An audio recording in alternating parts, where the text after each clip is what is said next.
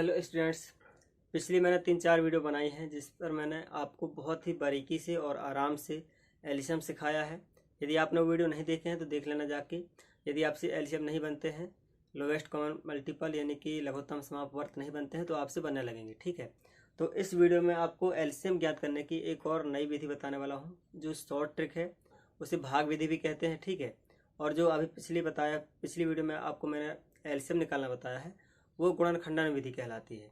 ठीक है, 3-4 वीडियो बनाए हैं वो सभी क्या है, गुणनखंडन विधि है। और अभी जो आपको बताने वाला हूँ वो ये भाग विधि है। ठीक है, चलिए फिर एक एग्जांपल लेकर मैं आपको अच्छे समझाता हूँ। लेकिन चैनल पर नए हैं तो सब्सक्राइब करके बेल आइकन को प्रेस कर लेना।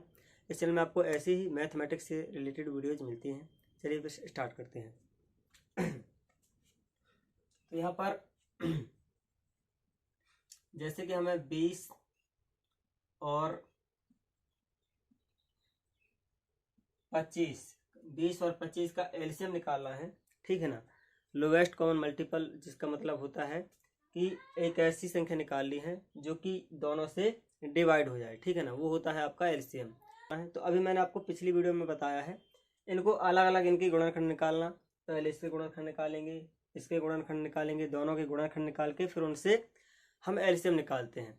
लेकिन इस वीडियो में आपको मैं शॉर्ट ट्रिक बताने वाला हूँ जिसका हम दोनों को एक साथ लेकर चलेंगे, दोनों को, और एक बार में ही हमको एलसीएम मिल जाएगा। चलिए फिर हल करते हैं इनको।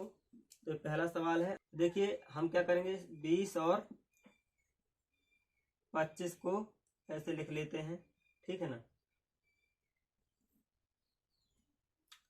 फिर इस तरह से लिखने के बाद हमको इन्हें काटना होता है। ठीक है, काटने का मतलब क्या है, इनमें भाग देना होता है किसी ऐसी संख्या से जो कि दोनों को काटती चली जाए, यानी कि दोनों पर बराबर भाग चला जाए।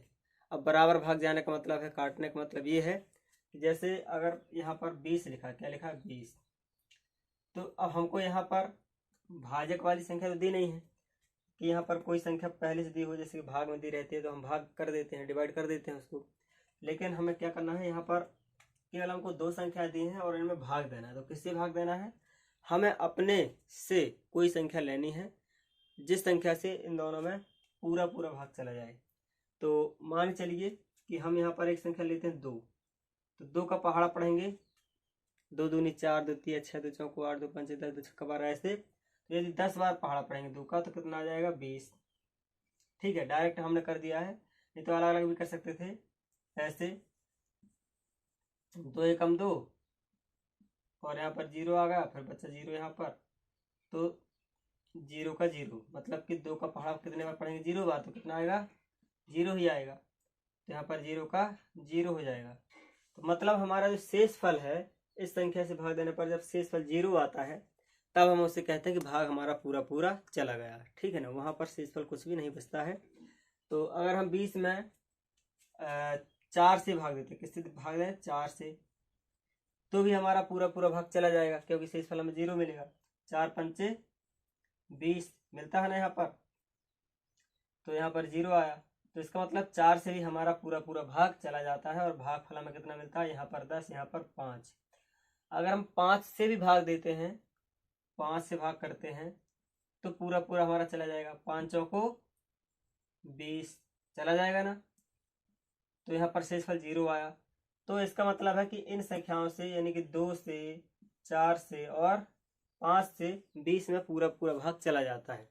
अब हमारे पास 3 संख्याएं हैं, 10 से भी चला जाएगा और 20 से भी चला जाएगा। यदि हम 10 से भाग करते हैं, किससे, 10 से यदि 20 में भाग करते हैं तो 2 बार जाएगा, 10 दूनी 20, यहाँ पर 0 0 आ गया तो शेषफल 0। तो यानी कि 10 से भी भाग पूरा पूरा चला जाता है।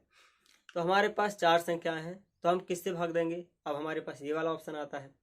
तो हम क्या करेंगे, सबसे पहले जो छोटी संख्या है उससे भाग देंगे। ठीक है ना, ये रूल होता है इसका, जो सबसे पहले छोटी संख्या निकलती है या 3-4 संख्या हमें दिमाग में रहती हैं, जब आप करेंगे इनको और पढ़ेंगे, नोट बनाएंगे, तो आपसे जब ये बनने लगेंगे तो आपको पहले ही पता चल जाएगा कि 3-4 संख्याओं से कटती है। जैसे मुझे पता चल गया कि ये 2 से भी कटती है, यानी 2 से पूरा पूरा भाग चला जाता है, 4 से पूरा भाग जाता है, 5 से पूरा भाग जाता है और 10 से पूरा भाग जाता है, मुझे पहले ही पता चल गया। ठीक है ना, यदि आप 7 से करेंगे तो पूरा भाग नहीं जाएगा। अगर हम यहाँ पर 3 लेते हैं, क्या लेते हैं, 3, तो 20 में भाग देंगे, 3 छंग 18 होगा, यहाँ पर 2 बच जाएगा, तो 3 से पूरा पूरा भाग नहीं जा रहा। ठीक है ना, इस तरह से यदि हम 4 से भाग देते हैं, सॉरी 4 से नहीं, 6 से भाग देते हैं, 7 से, 8 से, 9 से, तो भी पूरा पूरा भाग नहीं जाएगा 20 में। इसलिए तो केवल 4 संख्या है, 10, 2, 4, 5, जिनसे 20 में पूरा पूरा भाग चला जाएगा। ठीक है, अब इन 3-4 संख्याओं में से हमें कोई एक संख्या लेनी है, और कौन सी संख्या लेनी है? वह सबसे छोटी वाली संख्या लेनी है। ठीक है, तो अब हम भाग देना स्टार्ट करते हैं।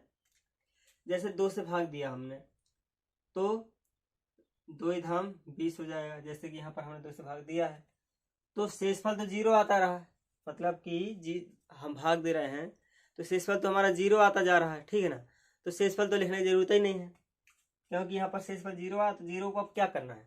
0 यानी 0। तो जो भागफल बचता है ये, इसको हमें नीचे लिखते जाना है। तो 2 का भाग हमने 20 में दिया तो 10 आया, और शेषफल तो आया नहीं क्योंकि 0 है, तो 0 मतलब खत्म कहानी। फिर अब 25 में भाग नहीं जाएगा, तो हम क्या करेंगे? 25 का 25 उतार देंगे। क्या करेंगे? 25 का 25 उतार देंगे। ठीक है ना,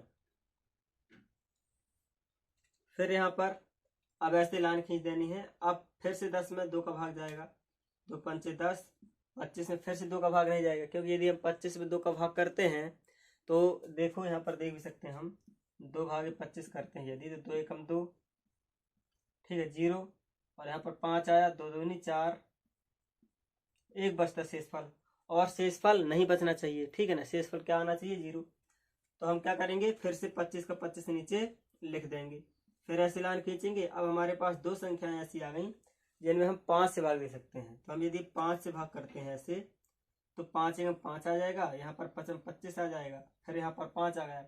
हमने 5 से 5 में भाग दिया तो 1 आया। ठीक है, और 5 से 25 में भाग दिया तो 5 आएगा, 5 में 25 आएगा ना। ठीक है, यहाँ पर ट्राई भी कर लेते हैं। 5 का भाग देकर 25 में, तो 5 में 25, 0 0, यहाँ पर कितना आया? 5।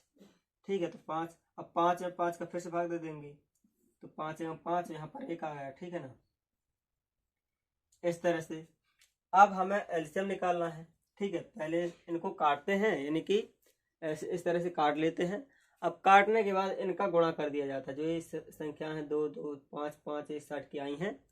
ठीक है, ये कहलाते हैं आपके गुणनखंड। ठीक है, तो अब इनका हम एक साथ गुणा कर देंगे, तो हमारा जो एलसीएम है वो आ जाएगा। करके दिखाता हूँ आपको। तो एलसीएम निकालना, तो हम क्या करेंगे? सबसे पहले एलसीएम लिखेंगे, फिर ये जितनी भी संख्याएं आई हैं 2 2 5 5 इनको लिख लेंगे। 2 गुणा में लिखना है। किसमें? गुणा में। प्लस नहीं करना, ना माइनस करना, ना भाग करना, केवल गुणा करना है। 2 गुणे 5 गुणे 5, हम इनका गुणा कर देंगे। 5 में 25, 25 कितना आया? 25, इन दोनों का गुणा किया। फिर 25 का पहाड़ा इसमें 2 में पढ़ेंगे तो कितना आ जाएगा? 25 दूनी 50 आ गया। अब 50 का फिर इसमें भाग करेंगे तो कितना आ जाएगा? 100, 50 दूनी 100। इस तरह से गुणा किया जाता है। तो एलसीएम कितना आ जाएगा हमारा? 100। ठीक है, ये हमारा आंसर है।